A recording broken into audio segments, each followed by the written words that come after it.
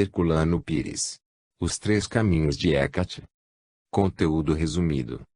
José Herculano Pires manteve, durante muitos anos, no Jornal Diário de São Paulo, órgão dos diários e emissoras associados, uma coluna de crônicas espíritas, na qual abordava temas de interesse geral relacionados com a doutrina codificada por Allan Kardec. Assinava-as com o pseudônimo de Irmão Saulo. Nesta obra estão reunidas algumas das mais interessantes crônicas do autor, publicadas no referido jornal. Jornalista, filósofo, escritor e professor, Herculano Pires alcançou grande conceito dentro e fora do movimento espírita. Sua produção literária ultrapassa os 80 títulos. Alguns deles constituem-se verdadeiras obras filosóficas. Herculano dedicou a maior parte de sua existência em favor da doutrina espírita, seja buscando interpretá-la com fidelidade, seja defendendo-a dos ataques dos adversários. Sobre o autor. José Herculano Pires foi o que podemos chamar homem múltiplo. Em todas as áreas do conhecimento em que desenvolveu atividades, dentro e fora do movimento doutrinário, sua inteligência superior iluminada pela doutrina espírita e pela cultura humanística brilhava com grande magnitude, fazendo o povo crescer espiritualmente. Herculano Pires foi mestre em Filosofia da Educação na Faculdade de Filosofia de Araraquara e membro da Sociedade Brasileira de Filosofia. Presidente do Sindicato dos Jornalistas Profissionais do Estado de São Paulo e fundador do Clube dos Jornalistas Espíritas de São Paulo, que presidiu por longos anos. Diretor da União Brasileira de Escritores e vice-presidente do Sindicato dos Escritores de São Paulo. Presidente do Instituto Paulista de Parapsicologia. E, o que é mais importante, espírita desde os 22 anos de idade. Ninguém no Brasil e no estrangeiro mergulhou tão fundo nas águas cristalinas da codificação kardeciana e ninguém defendeu mais e com mais competência do que ele a pureza doutrinária. Do livro J. Herculano Pires, O Apóstolo de Kardec, de Jorge Rizzini. Hecate. Hecate, filha do titã Perseu, o resplandecente, e de Astéria, a donzela estelar, foi a única sobrevivente da era titânica que manteve o seu poder sob o domínio de Zeus. Honrada pelos mortais e pelos imortais, era representada como deusa tríplice. Triângulo divino, não apresentava a deformidade de um corpo com 3 cabeças, mas a harmonia de 3 corpos unidos, como um grupo de 3 jovens de costas voltadas umas para as outras. As faces de Hecate olhavam o cosmos em 3 direções. Estava presente no mistério das encarnações e das desencarnações. Vivia na terra, mas descia aos infernos e subia aos céus. Quando Deméter procurava sua filha Perséfone, raptada por Hades, o deus infernal, Hecate saiu ao seu encontro com um facho de luz e, arrebatando-a nos seus corcéis, levou-a até o sol. Deméter soube, então, na luz solar, o destino da filha desaparecida. Hecate, a deusa tríplice, no céu era a lua, na terra era Diana, no inferno, Proserpina. O mistério da Trindade, que é uma das mais antigas formas mitológicas, encontrou em Hecate a sua mais poética expressão. Invocavam-na para afastar as almas dos mortos, nos casos de possessão ou loucura. Nas noites de luar, aparecia nas encruzilhadas, acompanhada de almas errantes e de animais. Para torná-la propícia, ou para que auxiliasse as almas perdidas, ofereciam-lhe nas encruzilhadas os resíduos dos sacrifícios aos deuses. A deusa tríplice era também representada por 3 caminhos cruzados. Os caminhos de Hecate conduziam aos 3 planos do seu império cósmico, o mundo subterrâneo, o mundo terreno e o mundo celeste.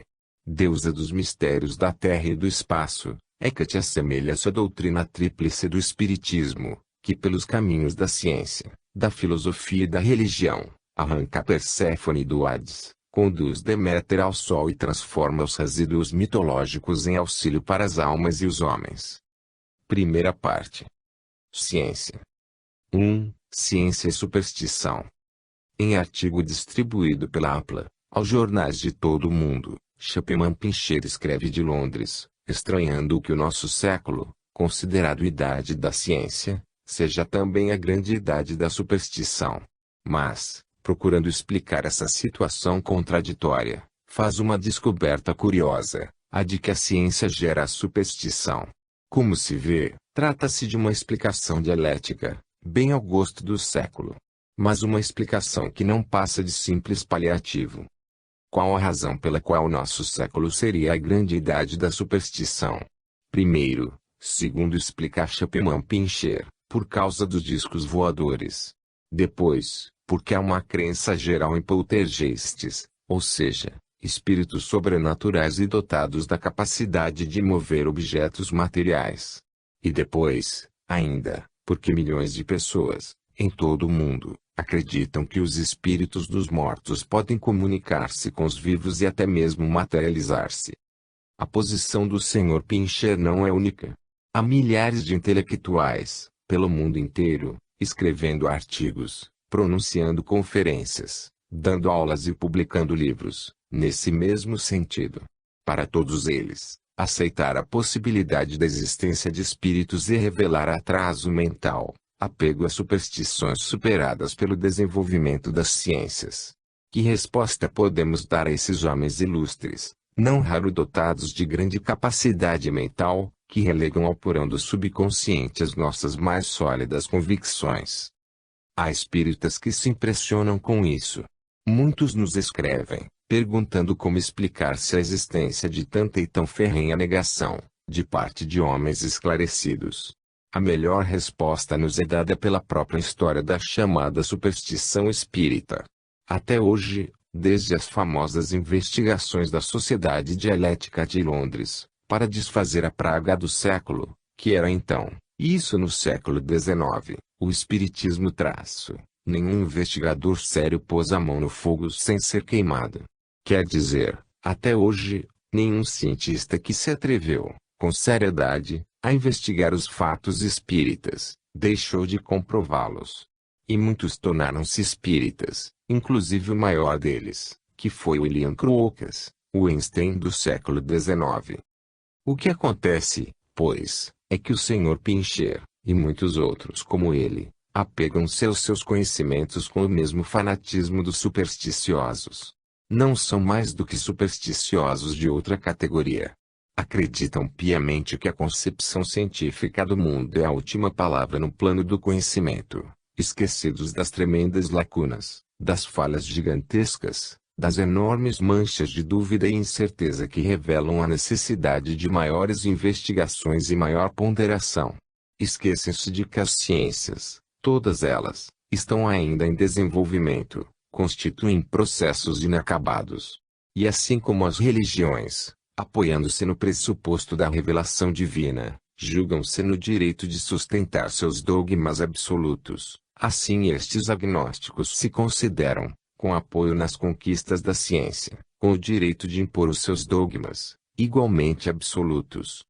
Para escrever o que escreveu, o Sr. Pincher deve ignorar as experiências da metapsíquica, da parapsicologia e da ciência psíquica inglesa. Deve ignorar também as investigações de certos religiosos, inclusive da Comissão de Pastores Anglicanos, que há poucos anos, na própria Inglaterra, agindo em defesa de sua religião, mas sendo sinceros, tiveram de concluir pela realidade da fenomenologia espírita. Deve ignorar, ainda, as pesquisas do professor Price, da Universidade de Oxford, que concluem pela mesma realidade. Deve, enfim, ignorar muita coisa, apesar de todo o seu possível saber.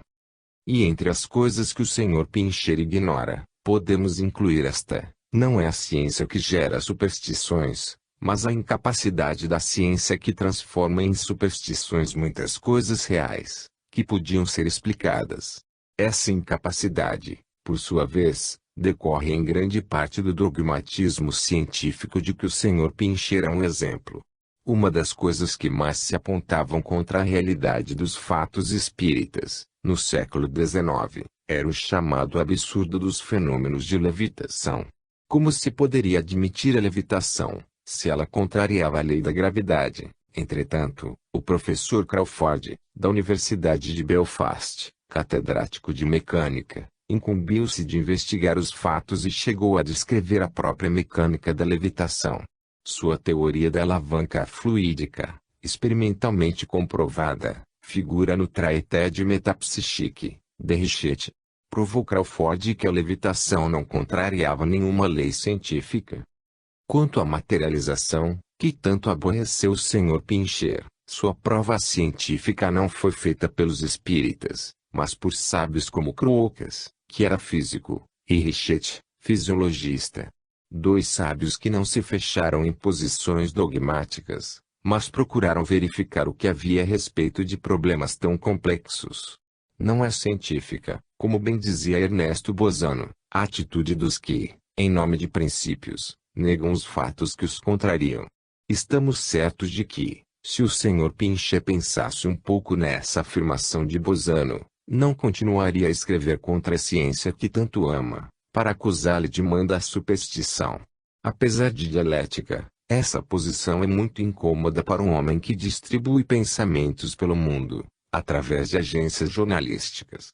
Porque o mundo, apesar dos pesares, está cheio de gente que conhece muita coisa que o Sr. Pincher ignora.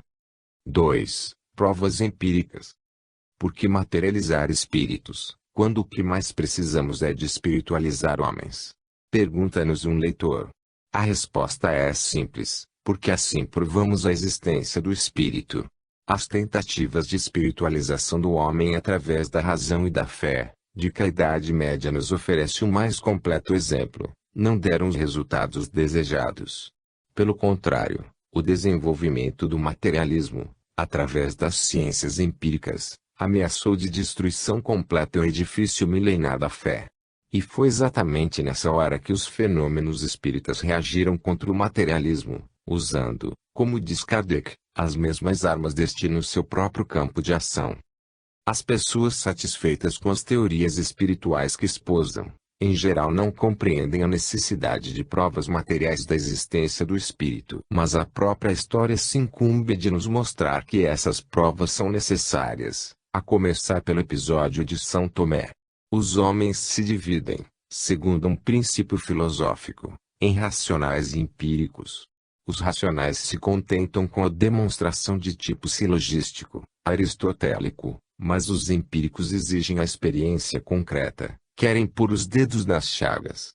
E se os primeiros são bem-aventurados, nem por isso Cristo desprezou os segundos, pois submeteu-se à prova. Por outro lado, é preciso convir que Kant tinha razão, ao mostrar que a razão pura pode levar-nos a todas as antinomias.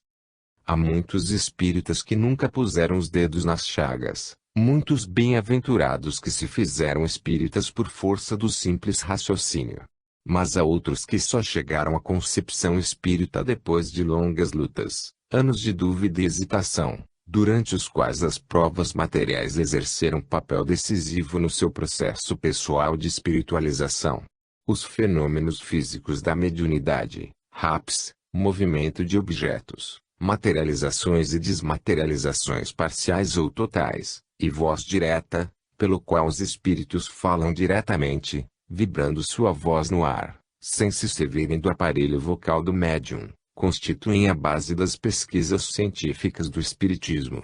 E alguém poderá alegar a inutilidade dessas pesquisas, na era científica em que vivemos. Quantas angústias, quantos desesperos foram e são minorados pelas experiências espíritas de materialização. Isso prova que as materializações não pertencem apenas à ciência, mas também à religião. São uma das formas mais eficientes de consolação oferecidas pela doutrina espírita.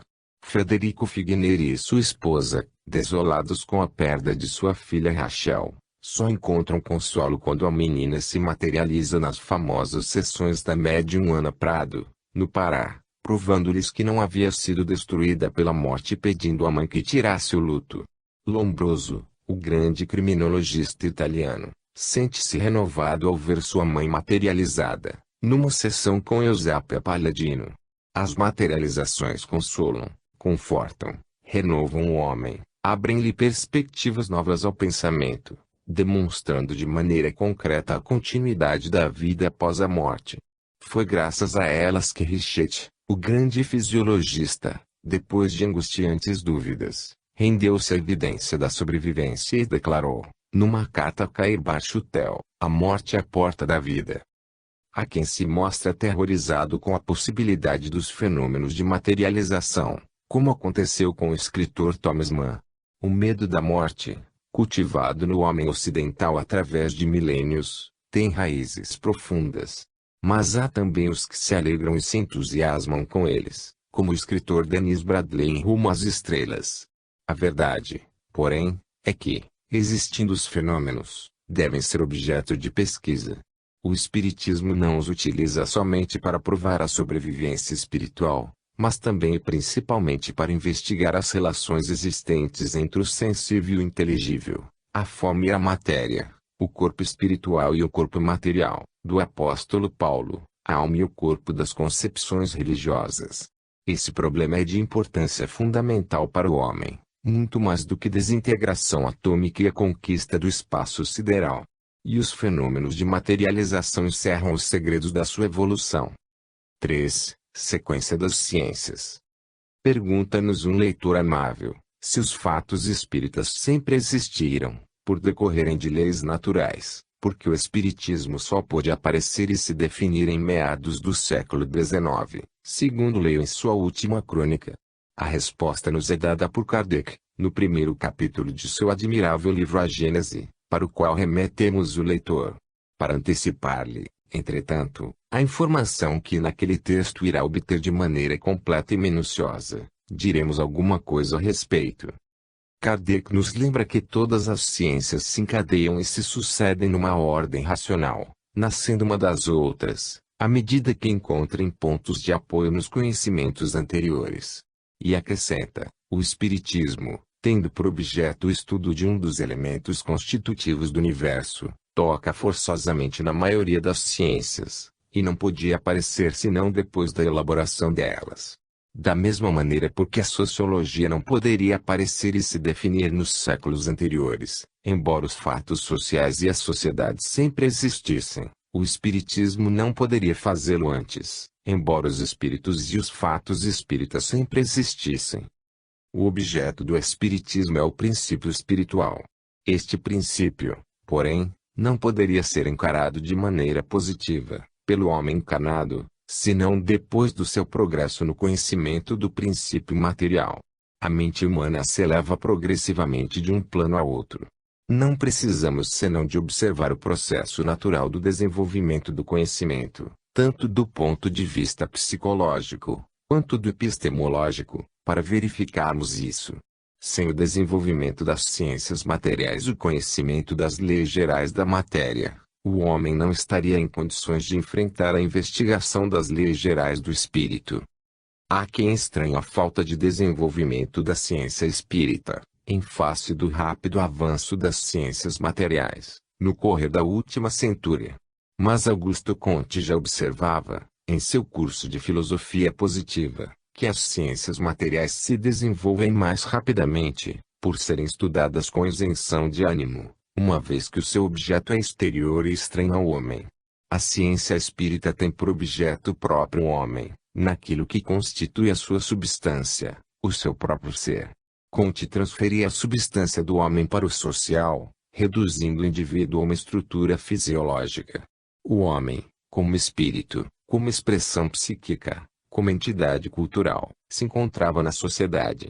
Por isso, considerava a física social, mais tarde denominada sociologia, como a última ciência na escala do conhecimento, a que mais tardiamente teria de ser elaborada. Kardec, descobrindo a autonomia do espírito, ser individual que se desenvolve em sociedade mas não se absorve nesta, pelo contrário, a transcende abriu as portas de uma ciência nova, de mais difícil desenvolvimento que a sociologia, e que realmente é a última a ser atingida pelo homem, pois é a sua própria ciência. É evidente que seu progresso tem de ser mais lento, mais laborioso e até mais doloroso que o das ciências anteriores. A observação de Comte, referente ao mais fácil desenvolvimento das ciências exteriores, cujos objetos estão fora do homem e distanciados dele, lembra-nos um trecho de Kardec em A Gênese, capítulo 1, que acentua alguns motivos de retardamento do progresso da ciência espírita. São motivos decorrentes da condição apontada por Comte para a física social. Diz Kardec, o simples fato da possibilidade de comunicação com os seres do mundo espiritual tem consequências incalculáveis e da maior gravidade. É todo um mundo novo que se nos revela, e cuja importância é tanto maior, quanto a ele se destinam todos os homens, sem exceção. Esse conhecimento não pode deixar de produzir, ao se generalizar, profundas modificações nos costumes, no caráter, nos hábitos e nas crenças, que exercem tão grande influência sobre as relações sociais. Bastariam essas consequências para justificarem o aparecimento, por assim dizer, tardio do espiritismo, bem como a falta de maior impulso no seu desenvolvimento, a par das demais ciências. O oráculo de Delfos já ensinara a Sócrates que a ciência mais elevada é a do conhecimento de si mesmo e o tempo se incumbiu de provar a verdade do ensino. A última das ciências é a que nos liberta da matéria. 4. Fenômenos de materialização. Vários leitores nos fazem perguntas sobre os fenômenos de materialização de espíritos. Isso é verdade? Os espíritos se materializam, se tornam tangíveis e podem ser fotografados? Esses fenômenos são de fácil obtenção? Até mesmo em círculos incultos é possível o aparecimento de materializações legítimas. E por que o escuro? Porque não aparecem as materializações em plena luz. Essa fotofobia não justifica as acusações de fraude, formuladas em todos os casos. O problema das materializações é realmente um dos mais complexos da ciência espírita. Todas essas perguntas têm razão de ser.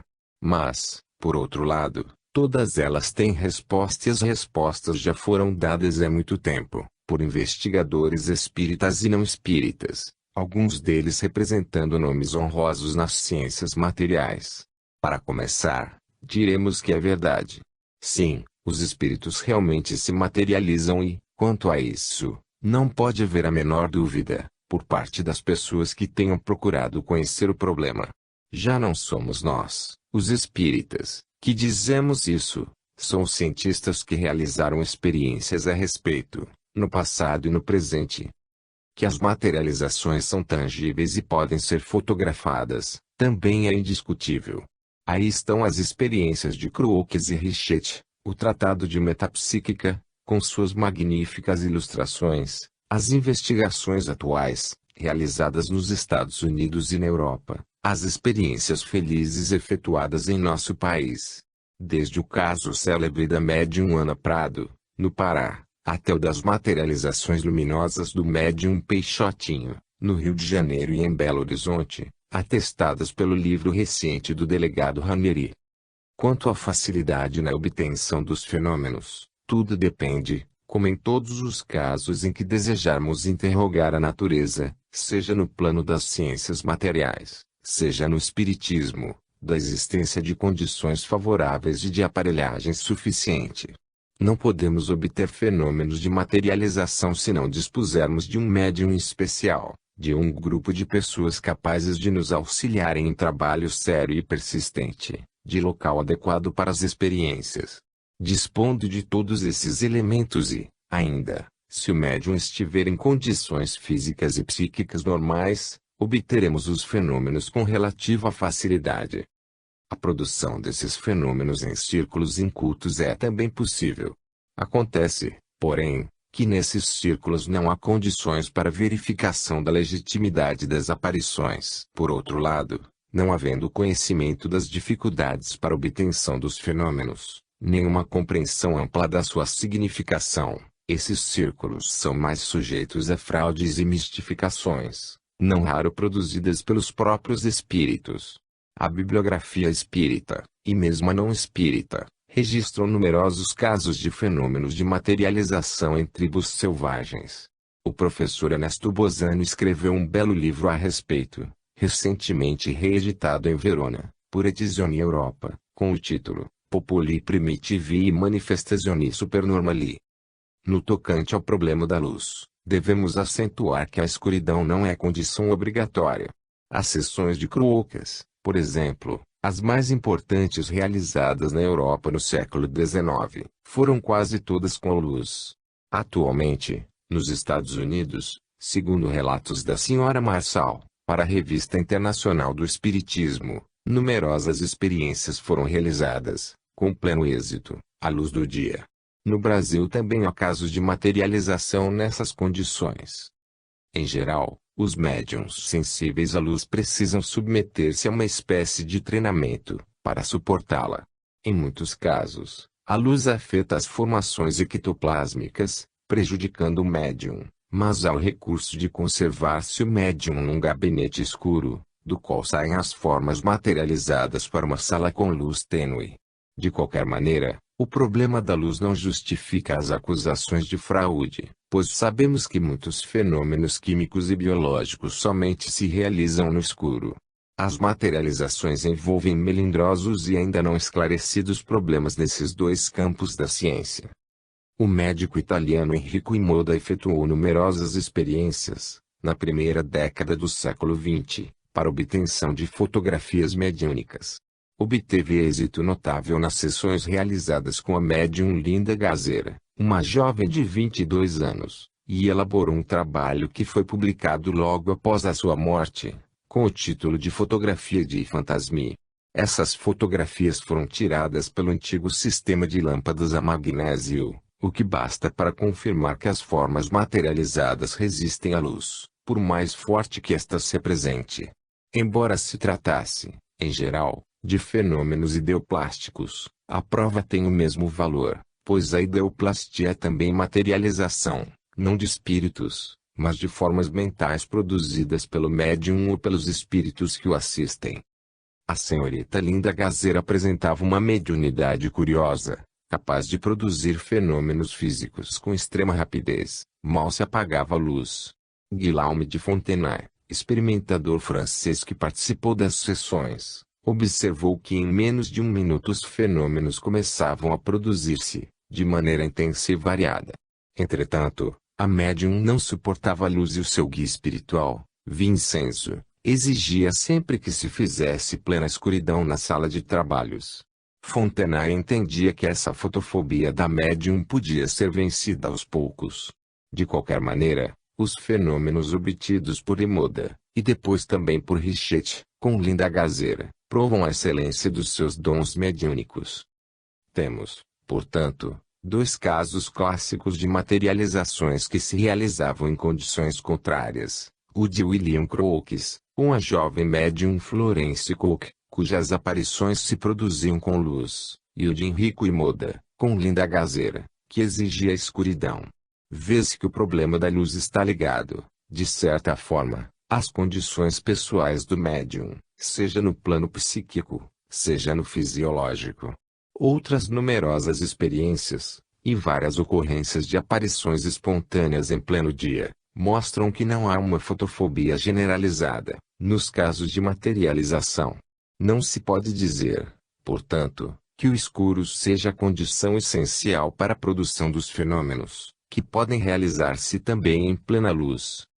Guillaume de Fontenay, que foi vice-presidente da seção de Paris da Sociedade Universal de Estudos Psíquicos, formulou uma curiosa teoria sobre os fenômenos de materialização. Segundo essa teoria, os fenômenos apresentam vários estados, dos quais se destacam três fundamentais. Desses três, os dois primeiros podem ser considerados como estágios, como fases preparatórias da materialização completa. Parece que a luz exerce influência negativa apenas no primeiro estágio. A teoria de Fontenay foi confirmada por experiências de Oshorowicz em Varsóvia, com a médium Stanislawa. Fontenay, pelo menos, assim considerou o resultado daquelas experiências. Em carta dirigida a de Maison, e publicada no livro de Enrico Imoda, Fotografia de Fantasmia Edições Fratelli Bocca, Turim, 1912, Fontenay expõe a sua teoria nos seguintes termos: considero que as materializações de formas apresentam vários estados. O primeiro, e o segundo, creio o mais fácil de obter-se, é o estado em que elas são tangíveis, consistentes, capazes de se moverem e de movimentar objetos, mas permanecem invisíveis, mesmo em plena luz. Num segundo estado, as formas materializadas são, ao contrário, visíveis, mas inconsistentes.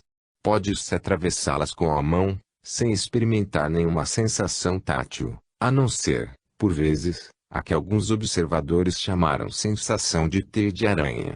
Afinal, num terceiro estado, que parece ser o mais difícil de obter-se, a materialização se completa, o que quer dizer que as formas criadas revestem todos os atributos normais da matéria: consistência, poder mecânico, visibilidade. Essas explicações de Fontenay, segundo nos parece, respondem às perguntas de vários leitores sobre o problema da luz nos fenômenos de materialização. Ao caso particular de Linda Gazera, a teoria se aplica de maneira admirável. Linda não tolerava a luz, mas os fenômenos produzidos pela sua mediunidade apresentavam mobilidade, força mecânica e consistência. Daí a conclusão de Fontenay, de que a médium podia desenvolver a capacidade de produzir fenômenos completos em plena luz. 5. Ciência e religião. Os estudos que temos feito sobre a ciência espírita e sua posição no quadro geral do conhecimento visam tão somente demonstrar que o espiritismo não pode ser tratado ligeiramente por pessoas que não conhecem a sua estrutura doutrinária, e muito menos ser encarado através dos aspectos da sua difusão popular, como religião. Mas não queremos negar, com isso, o caráter religioso da doutrina. Pelo contrário, já tivemos ocasião de afirmar, várias vezes, que o Espiritismo é uma doutrina tríplice, em que a ciência, a filosofia e a religião se encadeiam e se sucedem, numa ordem lógica e, portanto, necessária. Alguns leitores acham inútil a nossa insistência ao aspecto científico do Espiritismo, alegando que o ponto culminante da doutrina é a religião, exatamente o aspecto mais acessível ao povo. Entretanto, quando compreendemos que a religião espírita não poderia existir, e não teria sentido, sem a ciência espírita, parece evidente a importância da discussão do aspecto científico. Kardec insistiu de tal maneira no estudo desse aspecto, deu tal ênfase ao seu desenvolvimento, que até mesmo espíritas ilustres, ainda hoje, fazem confusão a respeito do assunto, não admitindo a existência da religião espírita. Mas o Livro dos Espíritos revela o sentido religioso da doutrina desde o seu primeiro capítulo, e em O Evangelho segundo o Espiritismo, bem como em O Céu e o Inferno, vemos configurar-se nitidamente a religião espírita, na base dos princípios cristãos e como desenvolvimento natural do cristianismo. Insistir no aspecto científico, portanto, não é contradizer o religioso, nem se opor a ele ou subestimá-lo. É, pelo contrário, segundo o próprio exemplo do codificador, manter a unidade doutrinária, firmada em sua base científica. Para algumas pessoas, o fato de tratarmos de ciência espírita parece pernóstico. Chega de ciência, dizia-nos um amigo traço, precisamos é de melhorar o homem, pela religião. Mas desde que o mundo é mundo existem religiões, e vemos Kardec declarar em A Gênese, com muita razão, que as religiões serviram como instrumentos de dominação. A posição do Espiritismo em face desse problema é bem outra. O Espiritismo só admite uma religião de libertação, que não sirva de instrumento para outros fins, e por isso mesmo uma religião fortemente apoiada na comprovação científica. Uma religião, como dizia Kardec, que possa encarar a razão face a face, em todas as etapas da evolução humana. A característica do Espiritismo, no panorama religioso do mundo, é exatamente o seu sentido racional e científico. Seu mérito especial é haver submetido a alma à investigação científica, iniciando o homem no conhecimento positivo dos problemas espirituais, até então relegados ao plano do mistério. Kardec esclarece esses problemas com absoluta consciência de sua importância e declara, no capítulo 1 de A Gênese, item 14, as ciências só fizeram progressos importantes depois que se basearam no método experimental, mas, até então, acreditava-se que esse método só era aplicável à matéria, quando é igualmente às coisas metafísicas. As ciências, para Kardec, se completam com o Espiritismo, última conquista do pensamento. Daí a sua afirmação peremptória, o Espiritismo e a ciência se completam reciprocamente. A ciência, Sem o espiritismo, não pode explicar certos fenômenos, com auxílio apenas das leis materiais. O espiritismo, sem a ciência, não teria base e comprovação.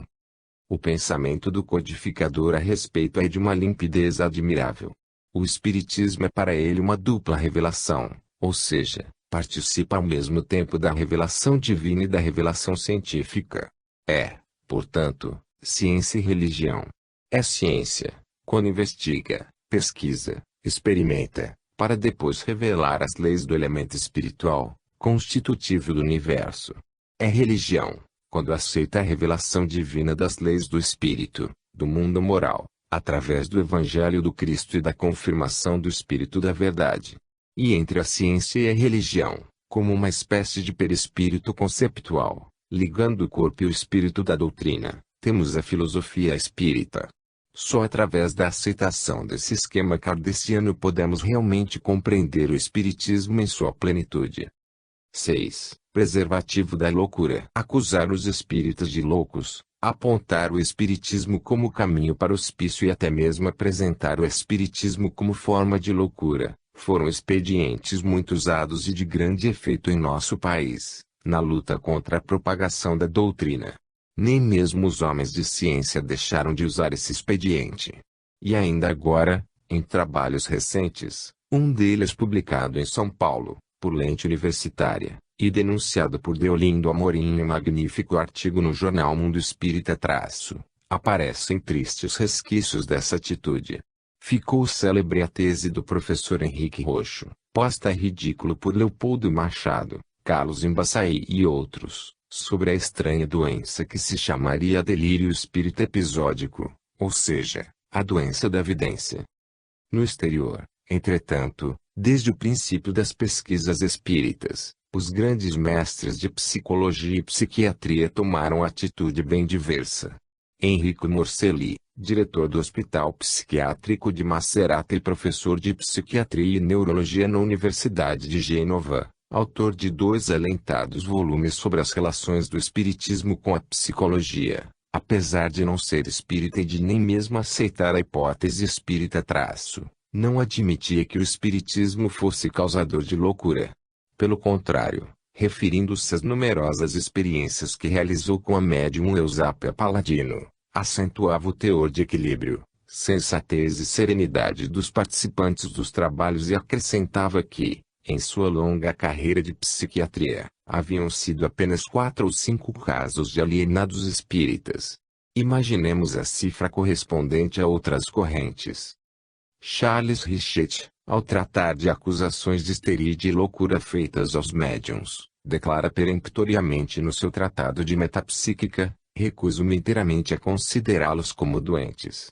E logo mais adverte, certamente que eles sofrem alguma desagregação da consciência. Mas também os artistas, os sábios e mesmo os indivíduos comuns não sofrem frequentemente de análogas desagregações da consciência, com autoritarismo parcial. Referindo-se aos grandes médiuns então conhecidos, Richet acentua que nem a Sra. Piper, nem o Rev. Stinton Moses, possuíam qualquer característica fisiológica ou psicológica que os distinguisse, e terminava declarando: esses sensitivos são como todo mundo. Uma observação curiosa de Richet, sobejamente constatada pelos investigadores espíritas no mundo inteiro, é a naturalidade e a espontaneidade do desenvolvimento mediúnico, assim expressas pelo sábio. Na maioria dos casos, foi por acaso que eles descobriram a sua sensibilidade. Não foi jamais por ato deliberado da vontade que se tornaram médiuns. Seu poder desenvolveu-se espontaneamente. Da mesma maneira, a faculdade desaparece, quando menos se espera, e sem que o médium possa retê-la, segundo as expressões de Richet. Como se vê, a enorme distância entre a atitude de sábios como Morcelli e Richet e de alguns psiquiatras nacionais que se empenham em classificar os médiuns de anormais. A mediunidade, aliás, não é privilégio dos chamados médiuns. O espiritismo demonstra que a mediunidade é uma faculdade humana generalizada. Todas as criaturas humanas são médiuns. O que existe é apenas uma variação de graus ou de potência, como se nota em todas as demais faculdades. O pitoresco delírio espírita episódico pode ser considerado como uma espécie de surto gripal, ou de sarampo ou varicela, que de vez em quando ataca os grupos humanos. Enquanto o professor Henrique Roche não descobrir uma vacina eficiente, estaremos todos sujeitos a esse delírio. Kardec, em O Livro dos Espíritos, estuda o problema da loucura, em face das acusações feitas ao espiritismo. E pergunta: conhece-se o número de loucos e maníacos produzidos pelos estudos matemáticos, médicos, musicais, filosóficos e outros? E deve-se, por isso, banir tais estudos? O que provam esses fatos? Nos trabalhos físicos, estropiam-se os braços e as pernas; nos trabalhos intelectuais, estropia-se o cérebro. O seguir, lembra Kardec que nenhuma ciência, nenhuma arte, nenhum ramo de atividades mentais é responsável pela loucura, que pode desenvolver-se em qualquer estudo, desde que o indivíduo tenha disposição para ela. E por fim esclarece que o espiritismo é um preservativo da loucura, porque oferece ao estudioso os elementos necessários à sua paz de espírito. 7. Sonhos premonitórios. Os sonhos premonitórios constituem um dos mais curiosos capítulos da fenomenologia espírita. Como explica Kardec, o sonho é uma lembrança dos momentos de emancipação da alma, durante o sono. Geralmente, trata-se de lembrança imprecisa, mesclada a reflexos das horas de vigília. Quando, porém, o espírito é capaz de se emancipar realmente da matéria e das suas preocupações rotineiras, temos sonhos lúcidos, e entre eles os premonitórios, que nos advertem de coisas por acontecer. Ou ainda, como no caso recente do detento que descobriu a filha do jornalista, morta no rio, vendo da sua cela aquilo que os pesquisadores não descobriam traço. Os sonhos são lembranças de trabalhos do espírito no mundo espiritual, enquanto o corpo material descansa no sono. Não é à toa que dizem ser o sono um primo irmão da morte. O ditado popular corresponde, nesse caso, à realidade. Kardec explica no capítulo 8 da segunda parte do Livro dos Espíritos, de maneira clara: o sono liberta parcialmente a alma do corpo. Quando o homem dorme, momentaneamente se encontra no estado em que estará, de maneira permanente, após a morte. Os espíritos que logo se desprendem da matéria, ao morrerem, tiveram sonhos inteligentes. No outro trecho do mesmo capítulo, Kardec esclarece: o sonho é a lembrança do que o vosso espírito viu durante o sono. Mas observai que nem sempre sonhais, porque nem sempre vos lembrais daquilo que vistes. Isso porque não tendes a vossa alma em pleno desenvolvimento. Frequentemente, não vos resta mais do que a lembrança da perturbação que acompanha a vossa partida e a vossa volta, a que se junta a lembrança do que fizeste ou do que vos preocupa no estado de vigília. Ernesto Bozano, o grande autor espírita italiano, que convenceu Charles Richetti da realidade da sobrevivência, estudou, do ponto de vista científico, o problema dos sonhos premonitórios, em trabalhos notáveis como De Fenomini Premonitori, della Manifestazioni Supernormali fra i Populi Selvaggi, Premonizioni, Precognizioni, Profezie, e na sua obra monumental, publicada em tradução portuguesa Entre Nós, Animismo ou Espiritismo. Gustavo Gelei, Eugênio Osti, Paul Gibier e tantos outros estudiosos, nomes ilustres da ciência contemporânea, também trataram do assunto, sem contarmos os escritores doutrinários, que examinaram do ângulo estritamente espírita. Trata-se, pois, de problema bastante estudado na bibliografia doutrinária. Muitos são os casos de premonição da morte pelo sonho. Um deles, bem recente, é o do médium Urbano de Assis Xavier, desencarnado em Marília em 1959. Cerca de 2 anos antes de haver sofrido o derrame cerebral que acabou vitimando-o, Urbano, então em plena saúde, sonhou que se encontrava, no plano espiritual, com uma entidade amiga, e esta o advertia: até 1960 estarás deste lado. Contando o fato, Urbano dizia que, ao ouvir a advertência, sentiu-se emocionado. Então, a entidade lhe perguntou: tens medo? Tendo ele respondido negativamente, objetou: entretanto, tenho receio apenas do instante da passagem, do momento de me desprender do corpo. A entidade sorriu e disse: não te receis disso, pois nem sequer perceberás esse momento. O sonho, que Urbano contava constantemente aos amigos, afirmando que havia sido muito nítido, mas ficando entre a crença e a descrença, quanto à sua consumação, realizou-se plenamente.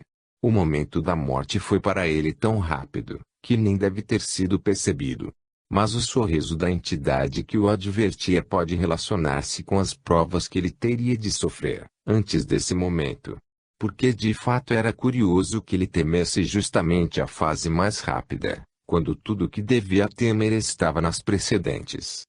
Quando o médium desencanou, no último dia de outubro de 1959, os amigos que dele tinham ouvido o sonho compreenderam a natureza premonitória do mesmo.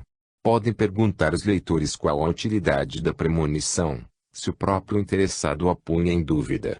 Lembremos-nos, porém, de que os sonhos são lembranças do que se passa com o espírito nos momentos de desprendimento do corpo. A advertência da entidade deve ter sido muito mais ampla e com finalidade espiritual. O médium, em estado de vigília, recordava-se apenas de um episódio, que interessava para preveni-lo, e talvez também como novo exemplo da possibilidade premonitória dos sonhos, em casos de morte. O sonho, portanto, foi apenas um fragmento do que realmente se passou entre o médium e a entidade, que o preparava espiritualmente para as provas finais da vida terrena. 8. Tarefa de Hecate. Não acha o confrade que devemos deixar de construir hospitais para alienados mentais e cuidar com mais interesse da construção de orfanatos e asilos?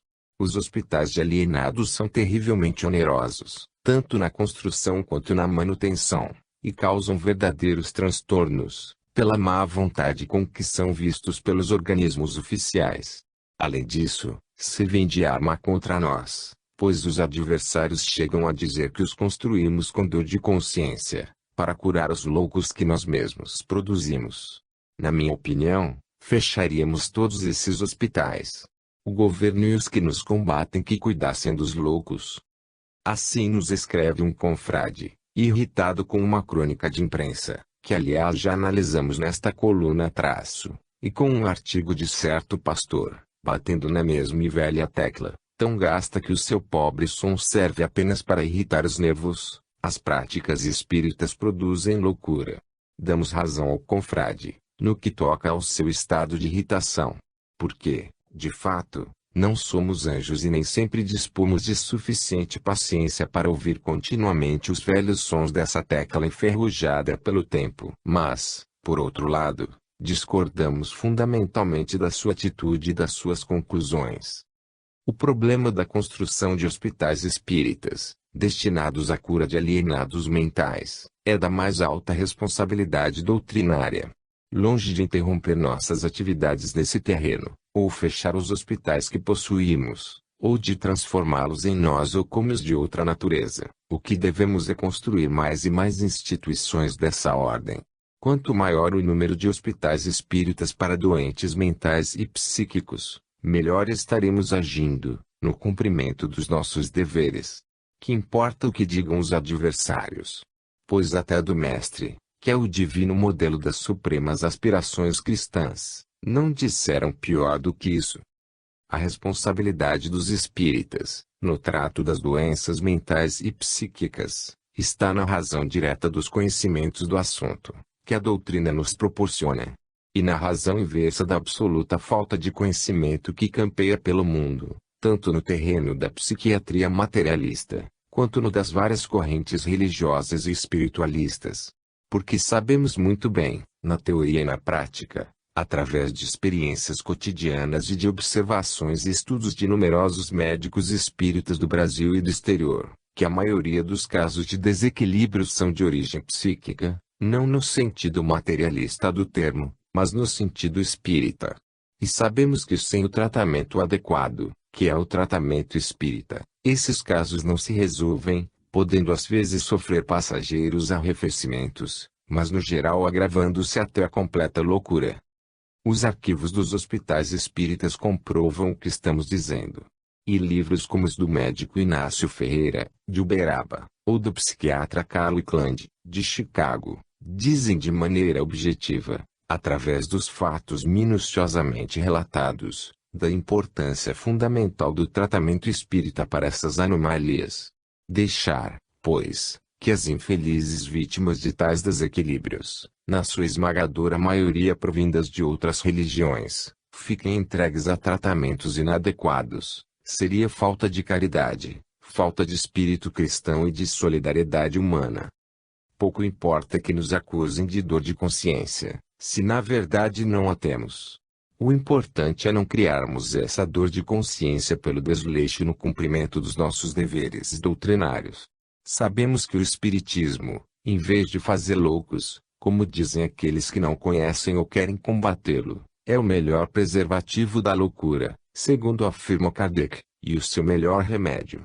Que diríamos de Pasteur, se ele houvesse abandonado o seu trabalho e deixado o mundo entregue à ignorância da verdadeira causa das infecções, somente porque o combateram e ridicularizaram? O mesmo seria dito de nós, espíritas, mais tarde, se hoje lavássemos as mãos diante do crescente problema das doenças mentais e psíquicas que assolam a Terra. É preferível aceitarmos as acusações infundadas e levianas do presente, do que termos de arcar no futuro com as mais graves responsabilidades morais. Realizemos a tarefa de Hecate, em favor dos possessos e obcecados. Possuímos hoje a maior rede de hospitais para alienados do nosso estado. Por todo o país, o exemplo dos espíritas paulistas vai produzindo resultados cada vez maiores. Muitas unidades novas da grande rede paulista estão em vias de construção. Não deixemos esfriar-se, de maneira alguma, o nosso entusiasmo pela grande causa. Compete ao Espiritismo curar a loucura do mundo moderno, como coube ao cristianismo curar a do mundo antigo. Prossigamos em nossa tarefa, onde quer que um grupo de espíritas possa reunir-se, para construir mais um hospital de alienados, que não percam um só minuto. Ergamos por toda parte os nossos hospitais, transformando-os cada vez mais em verdadeiros templos da ciência e da religião, na divina harmonia entre o saber e o amor, como anúncios do futuro entre as incompreensões do presente. 9. Psicologia espírita. Enrico Morselli foi um precursor da psicologia espírita. Pouco importa que Morselli não tenha sido espírita. O grande psiquiatra italiano incorporasse, como Richetti, a equipe dos desbravadores. Sua obra Psicologia e Espiritismo, em 2 volumes, publicada em Turim, em 1908, constitui uma das primeiras pontes lançadas entre essas duas regiões do conhecimento, por sobre o abismo dos preconceitos e da ignorância. Aliás, já tivemos a oportunidade de afirmar que uma das grandes glórias do Espiritismo é justamente essa. A ciência espírita vem sendo construída pelos adversários e contraditores da doutrina. Quanto mais eles escavam os alicerces, para derrubar as paredes, mais constatam a solidez do edifício espírita e mais contribuem para fortalecê-lo. A obra de Morselli se fundamenta nas experiências que realizou com a famosa médium Eusápia Palladino. Depois de verificar a realidade dos fenômenos espíritas, de curvar-se ante a evidência dos fatos, como Lombroso, o psiquiatra não quis, entretanto, aceitar a explicação espírita dos mesmos. Fez como Richetti, que só bem mais tarde daria a mão à palmatória. Considerou simplista e apressada a teoria espírita, mas sustentou com ênfase a realidade da fenomenologia supranormal e propôs a criação de um espiritismo sem espíritos, à maneira da psicologia sem alma que Watson proporia mais tarde. Psicologia e Espiritismo, entretanto, como Human Personality, de Frederic Mieres, e L'Extériorisation de la Motricité, de Rochas-, representa um marco na elaboração da psicologia espírita. Muito se falou, depois desses pioneiros, em metapsíquica, metapsicologia e parapsicologia. Tanto Richetti, no passado, como Remy, na atualidade, tentaram avançar, através dos fenômenos espíritas, além do campo imediato dos estudos psicológicos. Mas a verdade é que, antes desse avanço, é indispensável a criação de uma disciplina preparatória, que seria exatamente a psicologia espírita, cujos princípios já se encontram na obra de Kardec. Morcelli e Miers compreenderam bem esse problema. A metapsíquica e a parapsicologia são necessárias ao desenvolvimento dos estudos psíquicos, mas existem as bases de uma psicologia espírita, de uma ciência psíquica ligada ao homem encarnado e referente a ele, à natureza e ao funcionamento normal do seu psiquismo. Essas bases devem ser desenvolvidas, na construção de um ramo novo da psicologia. Morcelli e Miers têm o mérito de haver percebido que os fenômenos espíritas não se situam apenas na zona supranormal, devendo também ser estudados na zona normal, comum, do psiquismo habitual. De Rochas, por sua vez, chegou a demonstrar com suas investigações no campo de regressão da memória, que podemos encontrar o supranormal no próprio normal, verificando as reencarnações através da hipnose. O trabalho desses pioneiros não teve prosseguimento. Richetti atirou-se além da psicologia, com seu tratado de metapsíquica, e desde então não se pensou mais em termos puramente psicológicos, a respeito dos problemas espíritas. Não obstante, a mediunidade é um problema fisiopsicológico e não metapsíquico, segundo as próprias definições de Kardec. A falta do desenvolvimento de uma psicologia espírita tem concorrido para que os psicólogos se afastem do campo das investigações psíquicas, entregando, cômoda e prazerosamente, aos metapsiquistas e parapsicologistas. Hoje, mais do que nunca, impõe-se um trabalho sério de construção da psicologia espírita. Somente ela dará a base a outra disciplina de grande e urgente necessidade, que é a psiquiatria espírita.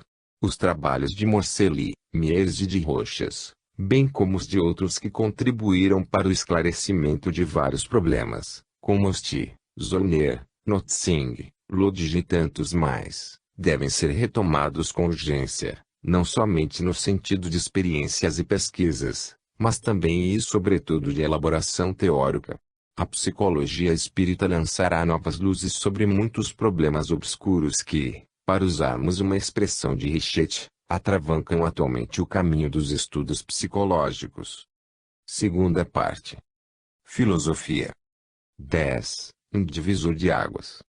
A 18 de abril de 1857, a primeira edição de O Livro dos Espíritos aparecia nas livrarias de Paris, e com ela raiava para o mundo uma nova fase da vida humana, a que hoje damos o nome de Era Espírita.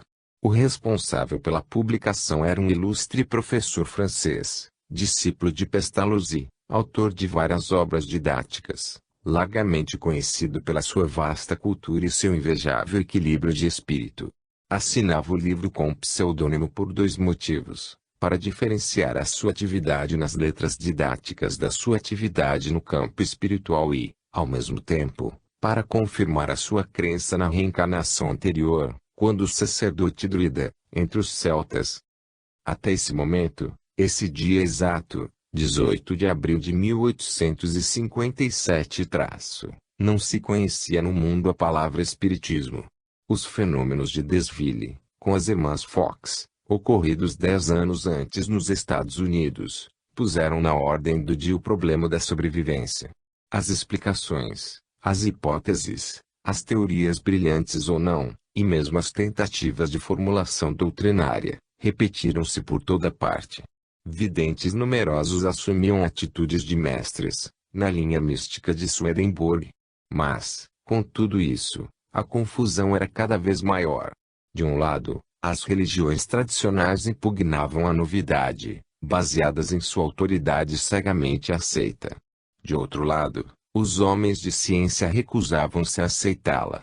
Falava-se ao espiritualismo, mas em geral esta palavra não definia nada, a não ser o surto de um movimento confuso. Com o Livro dos Espíritos, essa fase de transição foi superada. Kardec lançava uma palavra nova, espiritismo, que definia uma doutrina já perfeitamente estruturada em seu livro. Essa doutrina, ao contrário da confusão reinante no chamado neoespiritualismo, não se baseava na autoridade pessoal de um vidente, de um profeta ou coisa semelhante, mas nas instruções dos espíritos superiores, dada através de vários médiuns, e nas observações e experiências de um pesquisador competente e culto. Aquilo que dizem os marxistas a respeito de sua doutrina, No tocante à evolução do problema socialista, podemos dizer a propósito de O Livro dos Espíritos, com ele surgiu o espiritualismo científico, superando a fase confusa do espiritualismo utópico. Dali por diante,